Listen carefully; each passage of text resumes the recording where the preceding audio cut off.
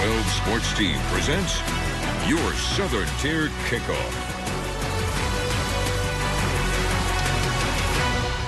Gambling problem? Call 1-800-GAMBLER if you are a Pennsylvania resident, or call 877-8-HOPE-NY or text HOPE-NY if you are a resident of New York. Please gamble responsibly.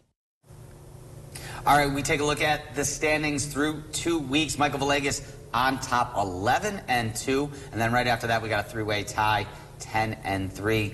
Keith Savage, Connor Thompson, Aaron Smith, of course, all the people not here at the desk, and then there's the three of us. Yeah. That everyone, there's the three of us. So let's get right into it. LSU, South Carolina, our first game of the day. I'm going with LSU here. I know South Carolina is at home. I know game day is there, and it's going to be a wild atmosphere. But ultimately, LSU, still one of the best teams in the country. We still believe this is going to be a college football playoff team. I think at some point Brian Kelly is going to get the ship righted in LSU. New quarterback, takes a little bit of time. Go with the under, though, on this one. I mean, between the atmosphere and the poor offenses and that South Carolina pass rush, I like the under in this game. We're going to take LSU. What did you got, Kevin? Yeah, I'm going to go with LSU as well here. Like you said, Brian Kelly going to need to right the ship here. The classic Brian Kelly team starting slow, sort of picking up as the season goes on. I think a big statement conference win here could really do some damage for LSU. Thinking maybe something looking like a 24-17 kind of final score, I could definitely see. And I'm going to go with LSU as well. But with LSU, they're going to really have to have Garrett Nussmeier step up this week. They lost John Emery, starting running back, to an ACL injury. And last week against Nicholls State, they only averaged 3.2 yards on the ground. South Carolina on the other side, they have true freshman Dylan Stewart, 5-star recruit, 2.5 sacks, 2 forced fumbles, 9 QB pressures in the first 2 games of the year so far.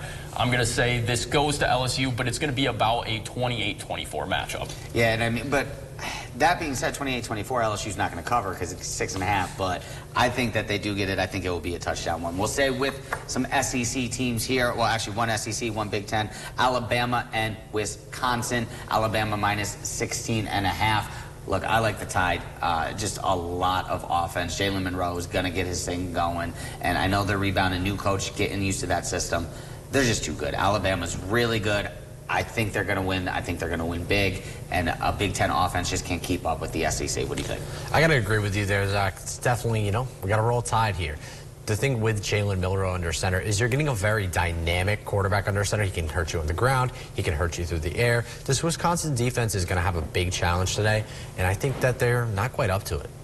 Kyle? And I'm going to go with Bama as well. Wisconsin's without Jake Che, who's the number 2 tackler on the team.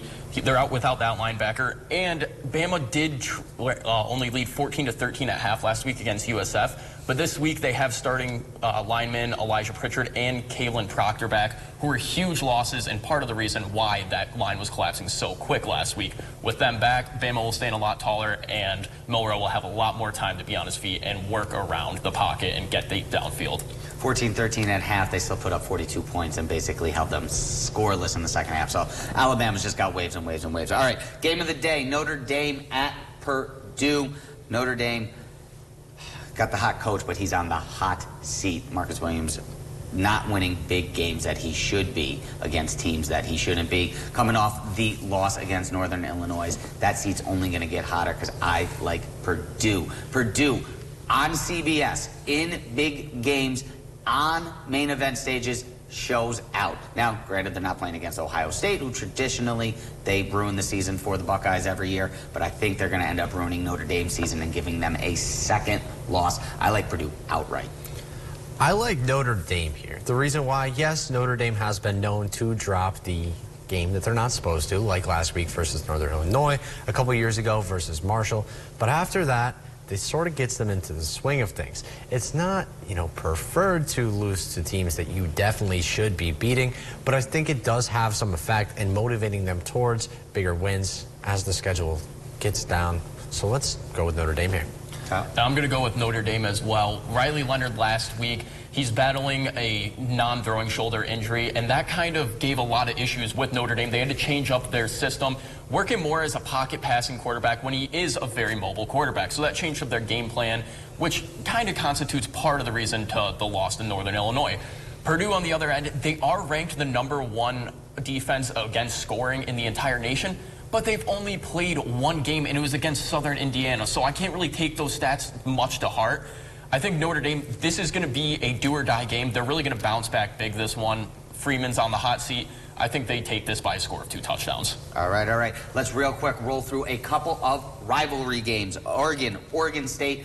I like Oregon. I just don't like the line on this one. I think Oregon coming into the Big Ten, they've played a couple of tough games. Vegas is not loving Oregon, kind of saying that they were over-evaluated at the beginning of the season. And I think what they're doing is now shooting this line up a little too low. I like Oregon to win big.